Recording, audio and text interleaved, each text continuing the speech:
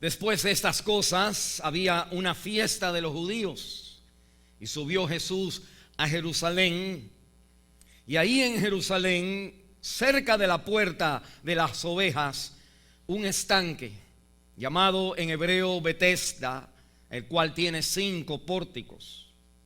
En estos yacía una multitud de enfermos, ciegos, cojos y paralíticos, que esperaban el movimiento del agua, porque un ángel descendía de tiempo en tiempo al estanque y agitaba el agua, y el que primero descendía al estanque después del movimiento del agua quedaba sano de cualquier enfermedad que tuviese. Había allí un hombre que hacía 38 años que estaba enfermo. Cuando Jesús lo vio acostado y supo que llevaba ya mucho tiempo así, le dijo: ¿quieres ser sano? Señor, le respondió el enfermo, no tengo quien me meta en el estanque cuando se agita el agua. Entre tanto que yo voy, otro desciende antes que yo. Jesús le dijo: levántate, toma tu lecho y anda. Y al instante, aquel hombre fue sanado y tomó su lecho y anduvo. Y era día de reposo aquel día. Entonces los judíos dijeron a aquel que había sido sanado: es día de reposo, no te es lícito llevar tu lecho. Él le respondió: el que me sanó, él mismo me dijo: toma tu lecho y anda. Entonces le preguntaron: ¿quién es el que te dijo: toma tu lecho y anda? Y el que había sido sanado no sabía quién fuese, porque Jesús se había apartado de la gente que estaba en aquel lugar. Después le halló Jesús en el templo y le dijo: mira, has sido sanado, no peques más, para que no te venga alguna cosa peor. Y la iglesia dice amén. Gracias, hermanos, pueden tomar su asiento. ¿Hay algo en su vida que usted quisiera cambiar? ¿Hay algo en su vida que usted quisiera cambiar? Quizás si yo hago esa pregunta y usted en verdad la quiere pensar y trabajarla, ¿qué viniera a su mente? ¿Qué usted quisiera cambiar? ¿Qué quisiera cambiar hoy? Vamos a cambiar cosas hoy. ¿Qué usted quisiera cambiar? ¿Qué le viniera a su mente hoy? Me acuerdo en el Antiguo Testamento hay un momento donde Salomón está por la noche, ha orado, está por la noche, y el Señor se le aparece y le dice: ¿qué quieres que haga? Pídeme. ¿Qué pidiera usted? ¿Qué quisiera cambiar? Pues cosas en nuestra mente. Quizás quisiéramos cambiar nuestra condición de dinero, nuestra condición de finanzas. O quizás estamos pensando: Señor, si tú cambiaras otra vez y como que todo lo que ha pasado fuera un sueño nada más. Quizás pensáramos: Señor, tú cambia mi matrimonio, cámbiame, Señor, haz que las cosas vuelvan a trabajar. ¿Qué le pidiéramos nosotros? O quizás le pidiéramos, como familias en la iglesia que tenemos, si yo le dijera esto a familias queridas en nuestro medio, ellos dijeran: que mi papá se sane, porque el papá está enfermo.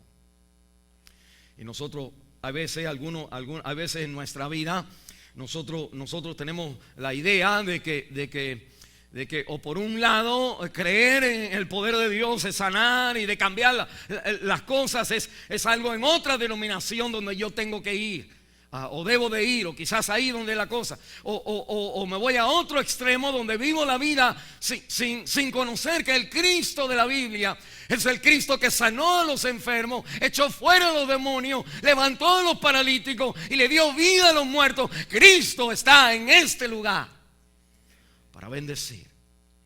Pero uno de los problemas que nosotros tenemos a veces, cuando estamos hablando del tema de los milagros, es que nosotros nos vamos con el ambiente de que todo va a ser un milagro, y entramos entonces en mitos que al final usted no es sanado.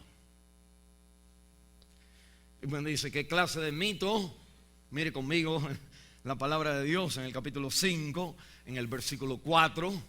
el mito de que un ángel venía y descendía en este estanque de agua. El que entraba ahí primero se sanaba. Míreme un momentito, mire bien, que Cristo se le para al lado del hombre. La sanidad que Cristo va a hacer no tiene nada que ver con el mito. Es como, si usted lee, como leímos, Jesús ni lo sanó y el hombre estaba sanado. Lo sanó sin sanarlo.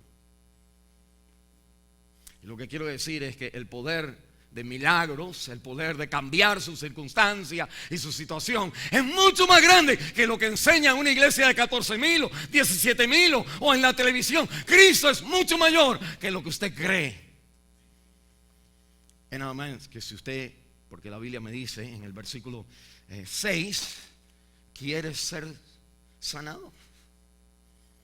Y detrás de esa pregunta, entonces, para entender, acuérdense, estamos en una serie de mensajes hablando de los milagros de Jesús. Nuestra iglesia cree en milagros, pero no creemos como allá, no creemos como allá. Mire, creemos como acá. Y al decir eso, pues todo el mundo usa la Biblia. Los testigos de Jehová usan la Biblia. Otra gente que van a otra denominación usan la Biblia. Todo el mundo usa la Biblia. Pero no es el usar la Biblia, es el entender la Biblia.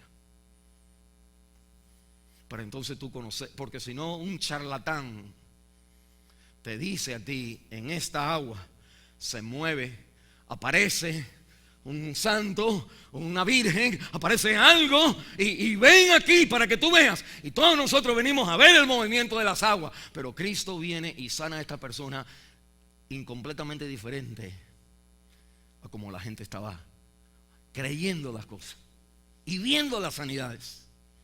De que todo el mundo sabía en ese entonces de que si tú entrabas primero ahí te sanabas. Yo creo que para entender este pasaje en la Biblia, nosotros entendemos la Biblia y después, amén, Señor, lo que dice la Biblia, amén. Pero no vamos a decir, no leemos la Biblia y decimos amén. Nosotros leemos la Biblia y después entendemos lo que quiere decir y después amén, lo que quiere decir. No solamente lo que dice la Biblia, sino qué quiere decir la Biblia con lo que dice. Es importante también. Y la Biblia entonces me enseña a mí que Jesucristo hace esta pregunta: ¿quieres ser sanado? Y en esta pregunta yo entonces veo la clave de entender el pasaje. Hay tres cosas que yo quisiera hablarle de este pasaje en esta mañana. Una es la invitación. Y la invitación, ¿por qué nos dice, o le dice a este hombre, nos dice a nosotros a través de aquí, si quieres sanarte? ¿Por qué te dice el Señor, si quieres sanarte? Hay una invitación, si quieres sanarte. Y segundo, detrás de esa pregunta hay también una implicación, si quieres sanarte. Y detrás de la invitación y la implicación, después hay un conflicto. Y la Biblia entonces me va a decir a mí que cuando Cristo hace sus milagros, no siempre tú terminas diciendo, pues ahora me va la cosa mejor. Sino que cuando Cristo obra, usted y yo entramos en una vida de conflicto espiritual. Esa es la evidencia de una sanidad de Cristo, no de un ángel que mueve las aguas y usted se coló y gloria a Dios y se sanó. Pero dice la Biblia, como el Señor al terminar le dice a este hombre: has sido sanado, no peques más, para que no te venga alguna cosa peor.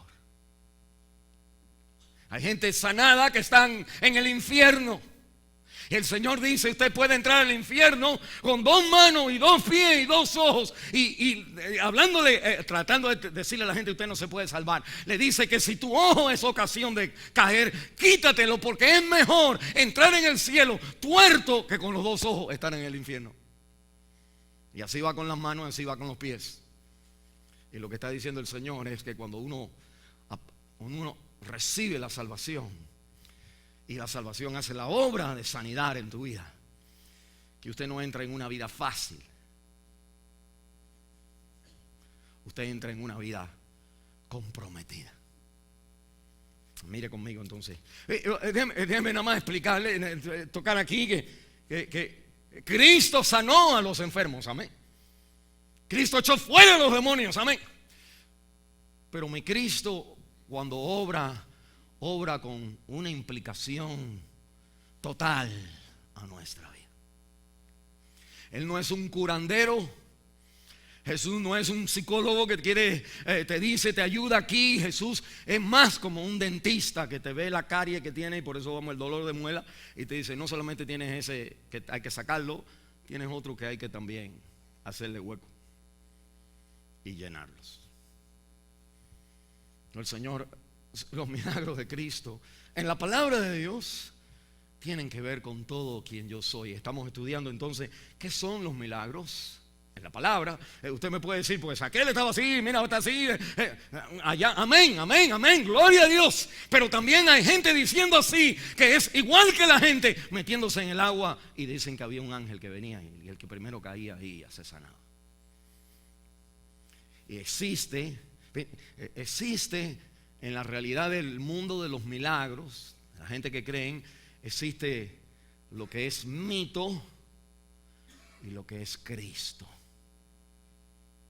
Y yo no quiero que nosotros seamos espiritistas, sino que seamos espirituales.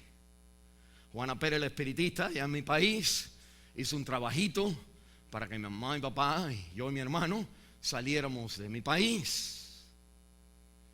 Y aquí estoy. La gallina muerta, en el momento que ella lo pide, sana todo, hace toda obra, ata a Fidel Castro. Para el poder de esta gente con un pañuelo en la cabeza aquí, así, pirata, tremendo, gallina muerta y de todo. Pero mire conmigo entonces esta realidad. ¿Quiere ser salvo? ¿Quiere sanado? Nos debe de hacer pensar en estos momentos que nos quedan es de la invitación. Cuando nosotros hablamos de la invitación de Jesús, usted no puede venir y les recuerdo, usted no puede venir enseguida a decir, pues mira, el Señor le hizo, porque usted tiene que leer, usted tiene que ver lo que está pasando, y lo que tiene que estar pasando es que todos las señales y los milagros del apóstol Juan, dice la Biblia, son con el propósito de que estos están escritos para que usted crea, y creyendo tengáis vida en su nombre. Juan, mire, cuando Juan escribió el Evangelio de Juan, han pasado ya 30, 40 años de los primeros 3 evangelios. Los primeros 3 evangelios, ¿cuáles son? Mateo, Marcos y Lucas. El doctor Mateo era un hombre político que robaba a la gente. Marcos era un muchacho que salió corriendo desnudo. Y Lucas era un doctor, el mejor de nosotros, el mejor de nosotros en aquel entonces. Y los 3 escribieron acerca de Cristo. Ahora han pasado 40 años. Y porque la pregunta viene, para entender esto, la pregunta viene, ¿por qué Juan escribe un 4º evangelio? Ya todo el mundo sabe. Y parte que lo que nos está diciendo la Biblia, o la razón por la cual él lo hace, porque nosotros tenemos evangelios históricos en Mateo, Marcos y Juan y Lucas, pero en Juan nosotros tenemos un evangelio teológico, tenemos un evangelio que interpreta, un evangelio que corrige como los extremos de gente que por la historia de Jesús habían empezado a usar la Biblia de otra manera. Ya pasaba desde entonces, Pablo lo dice.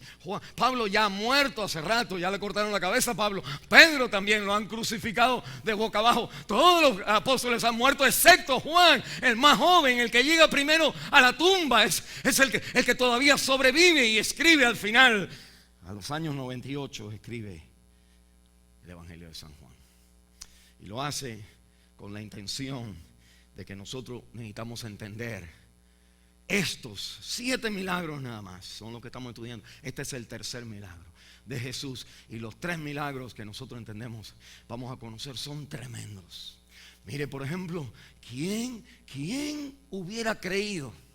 Si nosotros no tuviéramos a Juan, ¿quién hubiera creído que Cristo hubiera convertido el agua en vino?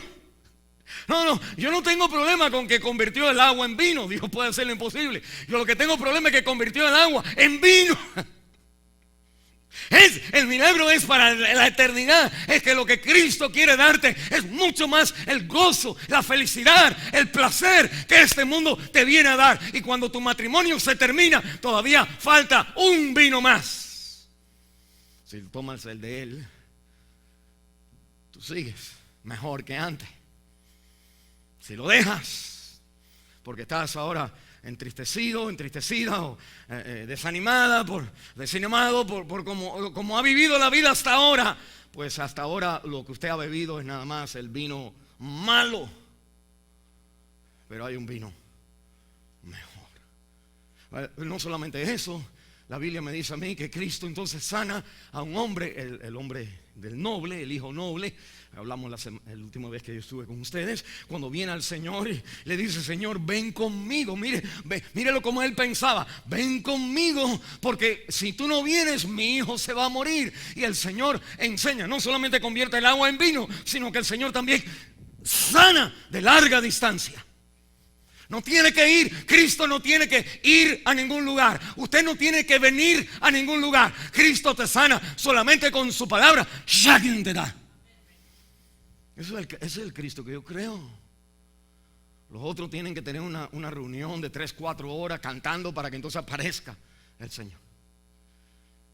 Y nosotros decimos: no, eso no es lo que yo veo aquí. Y yo no estoy supuesto a seguir la aparición de la Virgen del Cobre en mi país, ni estoy supuesto a seguir San Judas Tadeo, que nos encontraba la pelota cuando se perdía de jugar béisbol, ni Santa Marta, ni los ojitos de Santa Lucía. Aunque están todas esas creencias, como está la creencia de los ángeles que venían al agua y la agitaban. Y la palabra de Dios te va a decir que el Señor permite que eso suceda, pero eso no es el Señor. ¿Estamos bien hasta ahora? ¿Están bien? Lo que acabo de decir. Porque después viene alguien, le predica y ustedes empiezan, se van para otro lugar. No, hay sanidades. Y hay sanidades que el Señor sabe, pero así Él no obra. Con ángel o sin ángel, y que se sane o no se sane, existe un mundo que no entendemos. Y Dios, en su voluntad, permite que gente se sanen dando promesa a la Virgen, o el trabajito, o Juana Pérez el espiritista, miles de cosas que tenemos, o el agua que tú te tiras a bañarte ahí y ahí te sanas. El Señor dice: ni habla de eso, no corrige a la gente, no dice: espérense, eso está mal. No, sigan creyendo eso. Pero se acerca a una persona y le da la invitación: ¿quieres sanar? ¿Ser sano? Y piense en usted.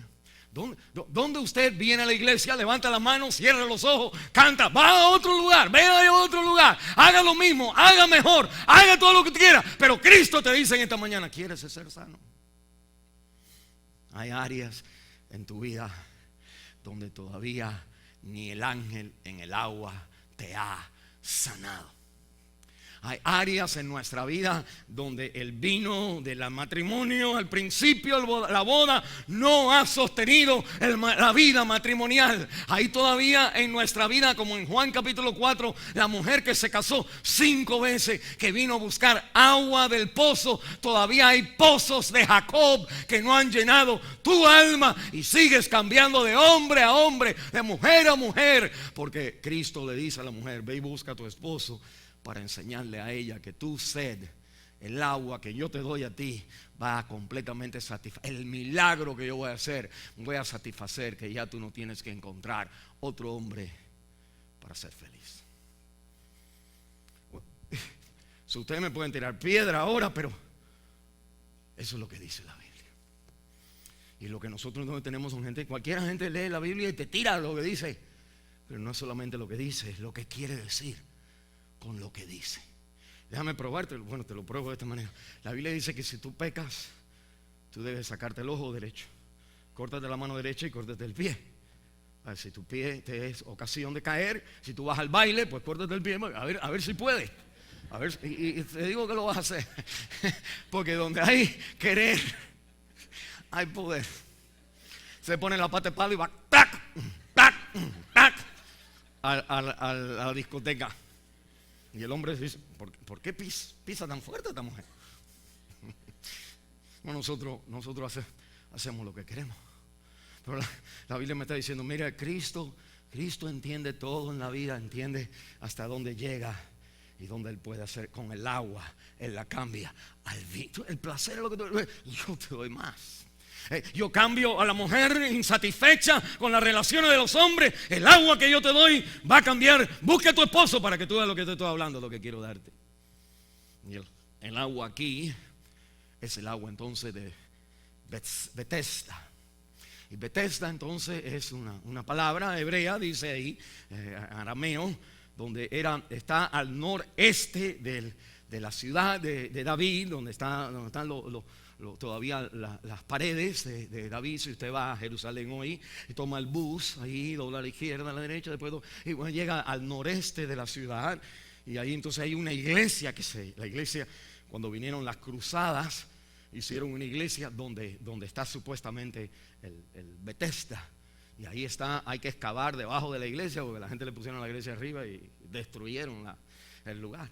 Pero entonces tú entras ahí a un basement y ahí tienen el pozo, a este estanque. Eran 5 columnas, ¿no?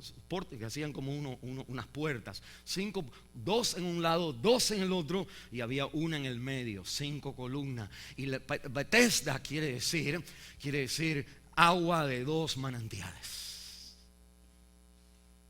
2 manantiales. Está el manantial de lo que la gente cree, lo que están dispuestos a hacer. 38 años esperando que alguien para meterme. No llegué a tiempo. No llegaba a tiempo. Y el otro donde el Señor le dice, pero ¿quieres ser sano? Y la Biblia entonces me da la invitación de querer ser sano. Mire, en realidad la Biblia me enseña aquí la condición del ser humano, de usted en esta mañana. En el versículo 3 me dice que había una multitud en este lugar de 2 aguas. La gente iban para ser sanado y Cristo va a ese lugar. La Biblia me dice que era una multitud de enfermos, una multitud de ciegos, una multitud de cojos y una multitud de paralíticos. Y la Biblia me está diciendo, el mundo está así, ciego, cojo y paralítico. No vemos lo que tenemos que hacer. Está cojeando en lo mejor que hacemos. No lo estamos haciendo fácil en nuestra vida. Y aún hemos llegado al punto de estar paralíticos en lo que Dios quiere para nosotros. Lo interesante es cuando usted, al leer esta porción, el Señor se le aparece al muchacho, al hombre, y ya 38 años por lo menos, y le dice a él que no peques más para que no te suceda algo peor. Y lo que está diciendo el Señor es esto. Mire un momentito, que la causa de la condición, la raíz de la condición de este hombre como él estaba, venía de un pecado.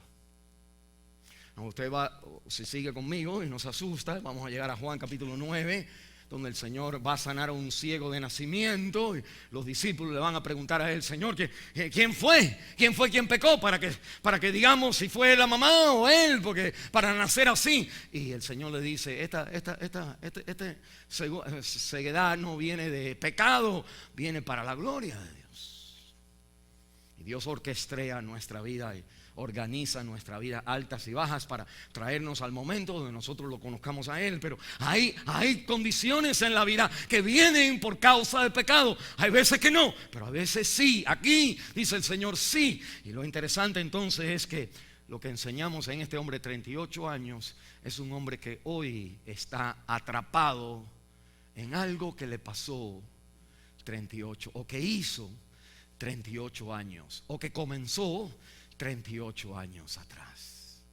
Y mire, esta persona, muchos de nosotros al venir a la iglesia Cuando le hago la pregunta, ¿quiere usted ser sanado? Si usted para y piensa, pues usted se fuera a lo más importante en su vida, a su niñez, a sus papás. Cuando usted era niño, los problemas que le pasaron, la psicología nos va a decir, en este país nos va a decir a nosotros que todos sufrimos, todos nosotros sufrimos por errores y heridas del ayer. Y que cada uno de nosotros tenemos una historia, un golpe. Otros han dicho que nuestros padres, los papás, los varones, somos como hachazos a nuestros hijos, que los marcamos con heridas. Y otros, como la mamá, son como la herida de un papel, nada más. Y que porque muy finita, bien nice, que era mi mamá,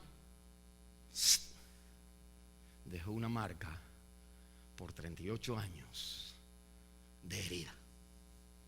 Y este hombre ahora está en este lugar y Cristo viene a él conociendo. Cuando vio, dice la Biblia, cuando se enteró, cuando conoció que la historia de este era del pasado. Que el Señor quiere decirte: yo tengo la habilidad de sanar tu pasado. Tengo la habilidad de sanar las consecuencias de tu pasado. Tengo la habilidad de sanar las tristezas, la depresión, la enfermedad, la manera de pensar, el enojo, la ira, la contienda, el resentimiento, la envidia, el pegarle a otra persona, el sentirme que odio a todos los demás. Esas heridas del pasado. La sanidad de mi Cristo es sí. Deja a todos los psicólogos, sí, un home run lo que mete el Señor nada más. Y tiene la habilidad de cambiar el agua en vino, más que los que toman vino. Y tiene la habilidad de sanar a larga distancia. Y tiene, aún sin venir, y tiene la habilidad de sanar lo que por 38 años nadie lo ha podido cambiar. ¿Y cuántas esposas dijeran en momentos de importancia: pero usted no conoce a mi esposo? Yo he estado casado con él, aguante ese pastor, 27 años, 20 años, 18 años, 2 semanas, no lo aguanto más. Ya le tomé la medida. Son así todos ellos. La Biblia me dice a mí: ¿qué de la invitación? Esa es la invitación.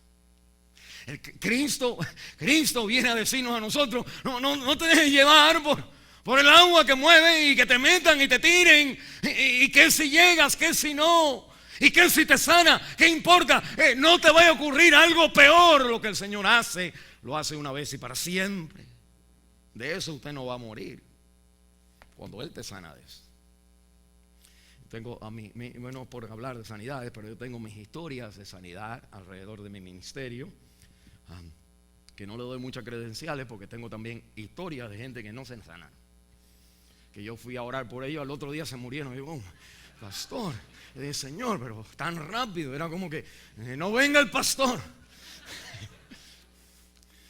Bueno, pero por ejemplo, para que usted vea, el Señor sanó a la suegra de Pedro y el Señor sanó a mi suegra. De toda la gente sanó a mi suegra. Mi suegra es como mi mamá, una segunda o primera mamá en muchas maneras. Y ella le salió cáncer en el seno cuando muchos años que la gente morían. No era lo que tenemos hoy, la técnica no estaba ahí. Y ella entonces le había salido otra crecimiento en la boca. Y tenía temor de que esto fuera otro el cáncer regresando en otra parte del cuerpo. Y ella orando al lado de mi cuarto. Yo me desperté un domingo, que yo entonces me despierto temprano para orar y que Dios bendiga el mensaje, etc. Y ella entonces la despierto a ella al lado del cuarto. Y ella entonces siente la presencia de Jesús. Que ella, cuando está así como temerosa, siente que de pronto el Señor dice: yo te sané. Así con acento argentino: te sané. Y ella entonces, pues ese día todavía va a morir de otras cosas, pero de cáncer no va a morir. Y la Biblia me dice a mí que Cristo, cuando hace la obra, lo que el agua de purificación, al ir a la iglesia, el agua bendita, todas esas cosas, no ha hecho. Lo que el agua del pozo de Jacob, el seguir buscando por hombres y felicidad y tomar del agua de Jacob, en Juan capítulo 4, es entonces para mantenerte joven, que eso tampoco ha satisfacido, esa agua no te ha llenado. Tampoco el agua donde los ángeles se mueven y sanan, tampoco te va a cambiar. Y la Biblia entonces me dice, bueno, esa es la invitación. Si cuando al pensar quién te sanara, quiere ser sano, viene a nuestra mente una parte donde hemos pasado por eso, hemos caído una y otra vez más, hemos tenido esa tendencia, hemos tenido esa adicción, hemos tenido esa enfermedad, hemos tenido ese problema una y otra vez más por 38 años, que Cristo a ese hombre le dice, ¿Are you tired already? Ya, ¿no quisieras ya cambiar? Y la pregunta es para mí, a los 60 años, ¿no quisieras ya cambiar? No quisieras ya. ¿Cuál es la implicación? Mire rápido, la pregunta ha revelado la invitación de Jesús. El Señor no le está diciendo a este hombre con la pregunta como en cierta manera, pues no quieres cambiar. No es como una reprensión, es una invitación a reconocer que su tiempo ahí, y la gente que siempre escuchamos de que alguien se sana, pero nunca llega a mí. Que a esa persona, a quien nadie ha sanado, a esa persona es la que Cristo viene en el Evangelio. No a la persona que tiene un testimonio y dice, pues mira, yo estaba así, Dios me cambió. Amén, pero ¿qué de las otras gente que Dios no ha cambiado así? Jesús no pasa por al lado de nadie. La Biblia me dice que de pronto él ve a un hombre, versículo 5, había allí en ese pozo de Betesda, donde hay 2 aguas, 5 columnas, 2 a la derecha, 2 a la izquierda y la del medio, que ahí llenito ese lugar de gente paralítico, todo el mundo con su problema, esperando un movimiento de Dios. El ángel que venía y las creencias de que ahí en el agua, cuando me meto, voy a ser sanado. Y hay un hombre que la Biblia identifica de 38 años que estaba enfermo. Mire un momentito, en el versículo 3 me dice multitud de enfermos, ciegos, cojos y paralíticos. Este hombre no era paralítico. Y es importante, la Biblia me dice estaba enfermo, no paralítico. Es importante saber eso porque en nuestra mente puede haber la tendencia, porque el pobre hombre no llegaba al agua en el momento porque tenía que ir despacito, el hombre era paralítico, que iba cuando eso no es lo que la Biblia está diciendo. Y de pronto el hombre se había acostumbrado a no ser sanado en esa área. Aquí el mensaje es para mí. ¿Por qué hay pecado, algo en la vida después de tanto tiempo en tu vida, en mi vida? Ese. Porque no has querido ser sanado. Y la Biblia entonces me enseña que hay una implicación en la pregunta. La implicación es que tú no tienes la sanidad porque no has querido. El matrimonio como está, porque no has querido. En el momento donde estás, no has querido. En la historia esta, mi Cristo, entonces, como le dije, eleva su poder. Nosotros creemos en sanidad, pero la creemos de tal manera que entonces nosotros no queremos ser sanados. ¿Entienden? La sanidad es fácil cuando nada más me sana de la enfermedad, del problema que tenía. Me quita el cigarro, me baja de peso, bajo de talla algo a talla 3 o no sé. Y uno dijera, wow, eso es lo que yo quiero, Señor. No tener que hacer ejercicio, no hacer dieta la number 1, top 10 de las novelas y la Biblia dice no, es que las sanidades de Jesús tienen que ver con las implicaciones a tu vida sobre esa sanidad. 4 de ellas bien rápido. La primera es que enseña la implicación de la pregunta, enseña la ignorancia de nuestras creencias en referencia a Cristo. Nosotros a veces, creemos que Dios se hace la sanidad a través de esto, o a través de la agüita, o a través de las manos de la persona. Usted se ha acondicionado, culturado, usted se ha acostumbrado por lo que siempre está saliendo en los medios a que usted creer de que Dios sana, a no ser que venga el sacerdote y te ponga el crucifijo, el diablo no sale.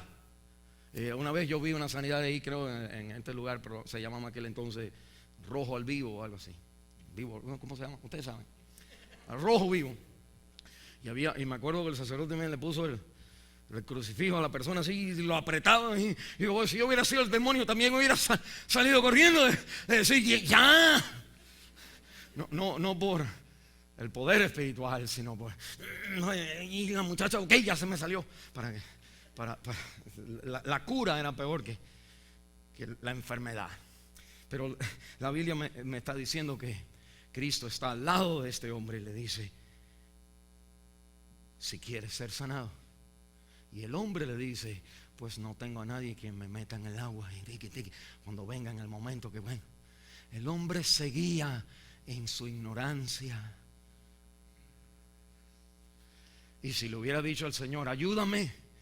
Y si hubiera venido alguien al lado, hubiera dicho: Señor, no lo quieras ayudar, yo lo voy a ayudar. Y cuando se hubiera movido el agua, ¡pum!, lo hubieran tirado al suelo y al agua, y digamos, el hombre se hubiera sanado. Pero no hubiera sido Cristo quien lo sanó. Porque mi Cristo actúa independientemente de Él actúa independientemente. Él no es un espiritista, no es un evangelista de televisión. No, él no tiene su química, él no tiene sus 2, 3, 4 pasos. Y la Biblia me dice la ignorancia de nuestros pueblos. Una vez tenía yo un diácono en mi iglesia allá en Houston, Texas, que entonces, yo he mencionado esto, claro, ya ustedes conocen todas las historias, porque nomás son 60 veces que le he predicado todas. Este hombre tiene un sobrino que está endemoniado. Y él me dice: pastor, voy a ir a sacarle, voy a orar por mi sobrino. Le digo: bueno, yo voy a estar aquí, dime cuando está pasando la cosa, pero yo voy a arrodillarme y orar por ti. Y entonces me llama, eran como las 2 de la tarde. Yo dije: menos mal que no eran las 3 de la mañana. A las 2 de la tarde me llama, me dice: pastora, aquí está mi sobrino. Y mi sobrino me dice que ahí vienen los demonios. Y yo: pues aguántate, hermano, vamos ahora. Me dice: no, pastor, el sobrino me dice que son piratas los que vienen. Son 4 piratas y vienen a caballo. Y el hombre entonces me llama como: ¿qué hago ahora? Porque son piratas. Y le dije, se llamaba Víctor, el hermano. Digo: Víctor, no importa cómo ellos vengan, son demonios de todas maneras. No importa. Mire, si usted cree que la Virgen sale, a la Virgen le va a salir. Si usted cree que la muerta camina por la cama, te va a salir. Si tu abuelita te habla, te va a hablar. En otras palabras, hay demonios que toman familiares. La Biblia habla de demonios familiares que conocen a tu tío, a tu abuelo, a tu primo, a tu tatarabuelo, y te dan información de tu familia que nadie más sabía. Y te dicen: tu mamá está hablando. Tú dices: ay, mami. Y él te dice: acuérdate del beso que te di cuando estabas llorando por tu primer novio ahí en la cama. ¿Qué tengo que hacer? Pon la gallina. De ahora en adelante, ahora son $200 al minuto. Pero no, ahora hay demonios familiares que usted está aquí y pueden hablar contigo todavía, como tu mamá que falleció en Colombia o en otro lugar hace años atrás. Y el agua se mueve. Y la ignorancia de los pueblos es de no tomar la palabra de Dios en la boca del Verbo hecho carne. No es el pastor, es Cristo. Un Cristo Dios quien dice: quiere sanarte. La implicación es que nosotros tenemos creencias ignorantes. Decirle otra ignorancia, otra creencia más para que no se vaya a perder. ¿Se acuerdan? Saúl, en la Biblia dice que el hombre estaba perdiendo todas las batallas porque Dios ya lo había quitado de ser rey. Y él va entonces a la bruja de Endor y le dice a la bruja: tráeme a Samuel, quiero hablar con él. Samuel había muerto hace rato, era un profeta en el Antiguo Testamento, el profeta que lo ungió a él. Y él entonces ahora no sabe qué hacer y va a la bruja, le dice, tira la barajita, le trae la gallina y todo lo demás, y le dice a ella: tráeme a Samuel. Y dice: let me see what I could do for you.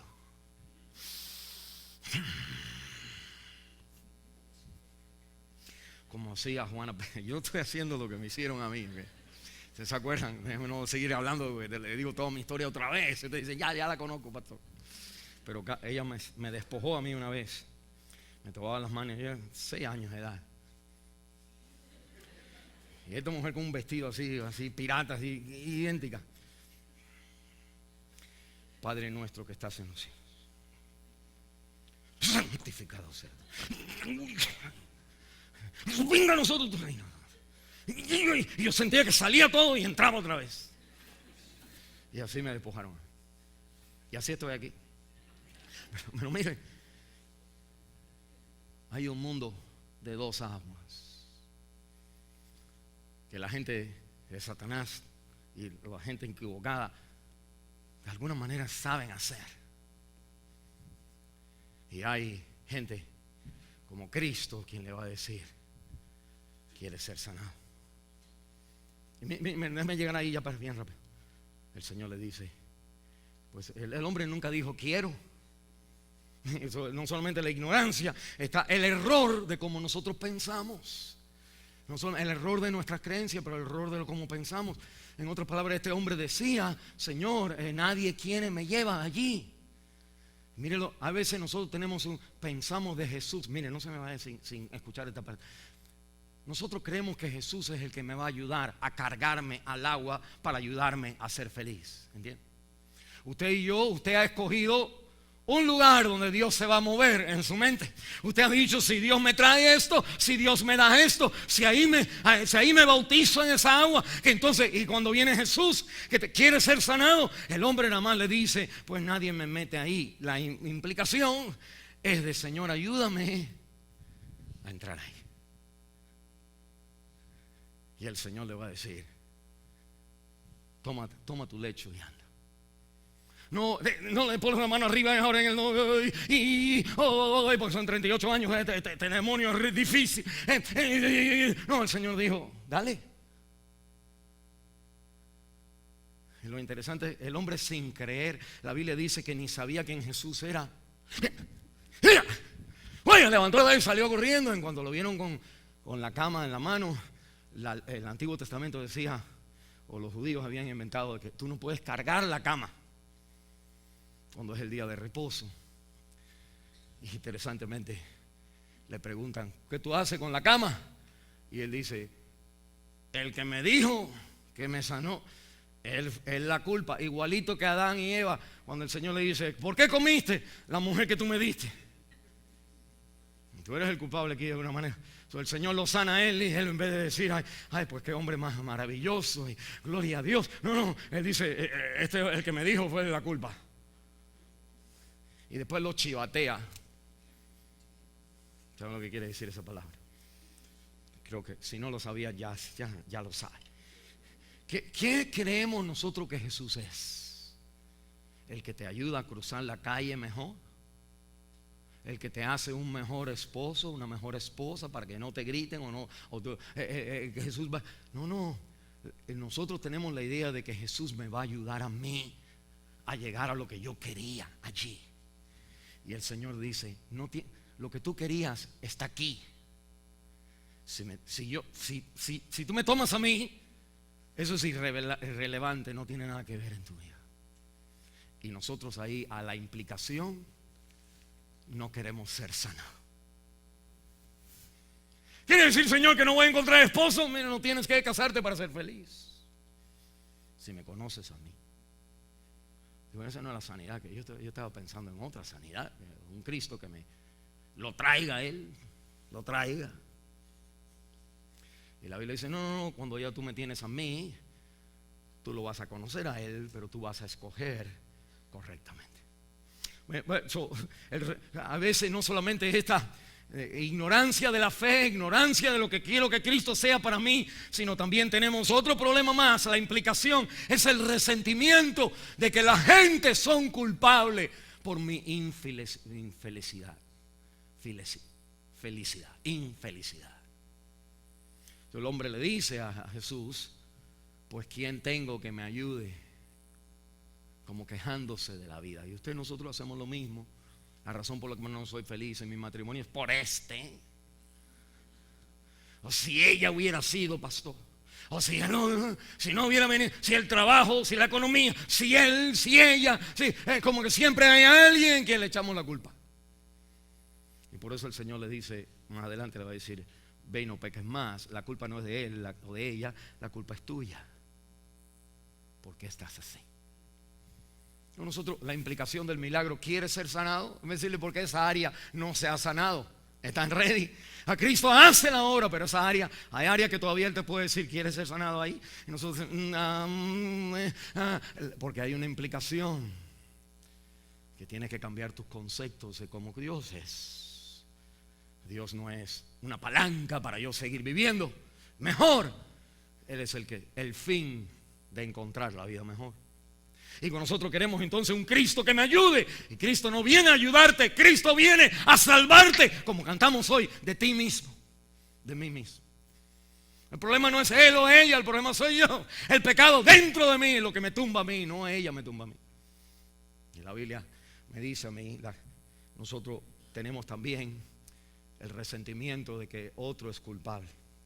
Nosotros sentimos resentimiento adentro, cinismo, sentimos esa, como la Biblia dice, raíces de amargura, una raíz de amargura. Nosotros como miramos a los otros a ver cómo están vestidos, mira, y cómo se creen por lo que hemos sufrido. De un ejemplo, los únicos que tengo son de mi mamá, mi papá y yo. Yo tengo mucho, pero ¿para qué decirle? Porque ustedes van a decir, ya no vengo más, ese pastor está peor que yo. Y por eso Cristo. Pero mi papá siempre corta la yarda en su casa. Cuando tenía la casa está súper. Usted puede poner el cielo y las estrellas por como tiene todo herméticamente hecho, todo bien. Mi mamá también adentro de la casa. Por eso yo estoy quizás. Así que oren por mí. Pero a veces nosotros tenemos este resentimiento. Y mi papá una vez dice, él vivía al lado de un abogado. Y un carro bonito, no sé lo que es, Mercedes-Benz o algo, pero una casa igual, casi un poquito más chiquita, pero el mismo barrio, donde uno tiene el mismo barrio, casa chiquita, la otra es de grande, y el hombre no cortaba la yarda, me imagino porque no tenía el tiempo, o cuando tenía el tiempo agarraba el jet y se iba a otro lugar, tenía el dinero para vivir bien. Y mi papá una vez dice, este hombre no corta la yarda, como diciendo, rico pero no hace nada. Y vivimos a veces con ese resentimiento. Los altos, las mujeres más esbeltas, los hombres más guapos, más altos, los que tienen más dinero, los que se visten mejor. Nosotros entonces, los humildes, como le tenemos envidia a esta gente, todo le va bien a su vida. Y la Biblia dice, esa creencia de pensar que, Señor, a mí nadie me ha ayudado a meterme en el agua. Pues claro que no. El hombre hubiera podido meterse, pero ya se había acostumbrado a una vida donde en vez de cambiar es más fácil criticar. Miren, en mis adicciones, en mis tiempos de pánico, esto fue lo que aprendí. Y aprendí ahora, miren, cuando antes de venir los pánicos, como la semanita o 2 semanitas antes, yo estaba como en la mente luchando. Esta persona no me han hecho esto. Yo estaba ya en una batalla. Moscas por todos los lados. Cortando la yarda, pero. Y después de pronto, me venía el ataque del pánico. Y yo, Señor, hago cualquier cosa por no tener eso. Y el Señor entonces me dijo, ¿sabes lo que? Una cosa te voy a decir. Te voy a sanar. Pero ¿are you ready? La manera con que tú siempre estás peleando con los demás. Y ya vengo. El ataque de pánico es 20 segundos nada más. Y dura quizás una semana donde uno para arriba, abajo, después. Pero el pensar así es toda la vida. A los 13 años uno sale de su país, los tiempos del pasado, y todo el mundo está contra uno. Mi mamá no nos dejaba hablar con nadie porque eran los comunistas y nos pueden meter preso a uno, y uno entonces crece con ese complejo de todo el mundo está contra mí.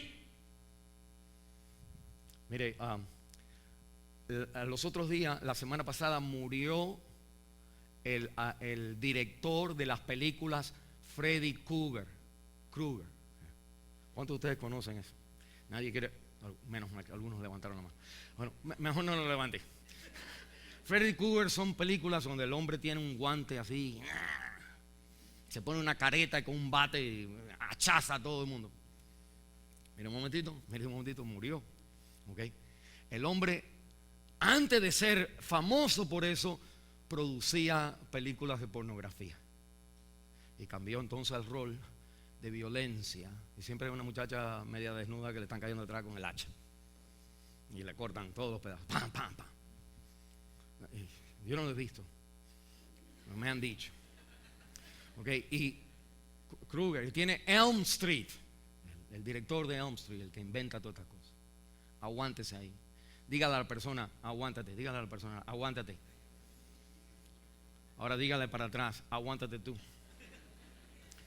¿Sabe quién era ese señor? Que hizo todas estas películas. Y todavía la gente sigue haciendo de ahí. Él saca dinero de ahí. Y que hizo películas por 10 años de pornografía. Y eran después una pornografía violenta. Era un graduado. Voy a sentarme para decirte esto, está bueno. Era un graduado de Wheaton College. Yo te lo dije, ya me voy. Abre la ventana. Si hay jóvenes aquí de Wheaton College, ni la escuela te salva, hermano. Y él dice que él vivió en un cristianismo reprimido. Sus padres eran bien conservadores. No lo dejaban hacer nada, no veía nada, no podía ver a la muchacha. Mira para allá, el pecado. Y el muchacho, en cuanto sale del college, sale matando gente y haciendo la pornografía peor y vendiéndola y ganando dinero. Al final, él hace 2 películas. Y las 2 últimas películas son películas de personas que salvan a una persona en necesidad. Y existe el amor. En la vida de este hombre, hermano, usted puede estar gozando la vida en ese pecado. O usted te puede estar odiando a todo el mundo, que si usted le diera un hacha, usted le tirara a unas cuantas gente. Si los ojos salieran cuchillos, ¡pam, pam, pam, pam! A todo el mundo estuviéramos la manera que uno lo mirara, por el odio que uno le tiene, por lo que uno ha sufrido. Y la Biblia me dice a mí, nosotros vivimos internamente en vidas que después se ven afuera, pero las heridas de adentro. Pero mire un momentito, no importa lo que él parecía cristiano, todas las cosas, pero las oraciones de los padres, aun cuando lo criaron mal, el Dios que salva a tus hijos no lo salva por lo bueno que tú eres, lo salva por el milagro que Él hace de darte la promesa de que antes de morir Él empieza a entender la maldad de su vida. Y esto es lo que dice el Señor a este hombre: ¿quieres, Freddy Krueger? ¿Quieres ser sano? ¿Cómo puedo ser sano si ya conozco a Cristo desde niño y fue a Wheaton College, $25,000 al año y me gradué y comencé el pecado y he hecho todo lo malo y he hecho hacer gente que hagan lo malo y he hecho gente de que han matado gente inspirados por las películas que yo he hecho? Y el Señor viene todavía en tu pasado: vengo a sanarte. Es el Cristo que yo predico y no me canso de predicar: sana a los enfermos, echa fuera demonios. Ese es el Cristo que usted cree.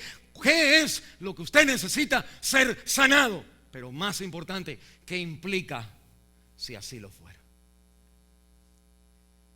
Terminar usted de vivir de esa manera, dejar a usted el amor por aquello cambiara usted su estilo de vida, amara, diera dinero, viviera con la vida abierta o viviera pensando siempre en la lucha, es más fácil estar en la lucha que ser sanados. Y lo último, la Biblia me dice la controversia. Termino aquí. El relato termina, y no leímos mucho, pero Cristo lo hace el sábado. El sábado está bien, bueno, estaba mal que sanó en la vida de los judíos, pero estaba malo para el hombre cargar si te sanó, ok, la culpa es de él. Pero cuando tú cargaste tu cama, la culpa ahora es tuya, es lo que le dicen los fariseos. ¿Y tú qué? Y la Biblia entonces va a seguir hablando donde el Señor entra en la vida de Jesús, en este conflicto acerca del sábado, de que por qué el Señor sanaba. Y mire un momentito antes que usted se me vaya. Nosotros somos más activos en venir a la iglesia, vestirnos, etcétera, etcétera, que ser sanados. Preferimos guardar el sábado, preferimos no comer, preferimos ir al lugar, aguantar el sermón por una hora, hacer todo, excepto que si quieres ser sanado, implica cambiar tu vida. Y nosotros entonces preferimos seguir. A mí me gusta más esta iglesia porque tienen esto, y empieza uno a hablar de la estructura de la religión en vez de lo que necesita el corazón. Y por último, la Biblia me dice aquí en el capítulo 5, miren el versículo 18: por esto los judíos aún más procuraban matarle, porque no solo quebrantaba el día de reposo, sino que también decía que Dios era su propio Padre, haciéndose igual a Dios. Y lo que está diciendo la Biblia es esto: cuando Dios te sana a ti, usted entra en un conflicto. Ya usted no es religioso, ahora usted es una persona que Dios ha cambiado a tu vida. Pero segundo, la Biblia me dice, usted entra en un conflicto. Este es el conflicto: ¿quién es tu Padre? ¿Qué reflejo de ADN tenemos nosotros en nuestra conducta, en lo que aspiramos, lo que queremos, lo que deseamos? ¿A qué Padre reflejamos? ¿Al diablo Padre o a Dios Padre? Y el conflicto siempre va a venir, porque la opción delante de usted siempre va a ser: hago esto. Y usted puede decir, bueno, esto está bien, ¿no? Pero al final, ¿quién es el padre de eso? ¿Quién creó eso y a dónde me lleva? ¿Qué clase de tipo de persona, de hijo reflejo yo cuando tomo esa opción? ¿Quién es mi padre? Y cuando tomo otra opción, soy sanado, reflejo la cercanía de Dios. Vamos a cerrar en oración. Padre Santo, una vez más venimos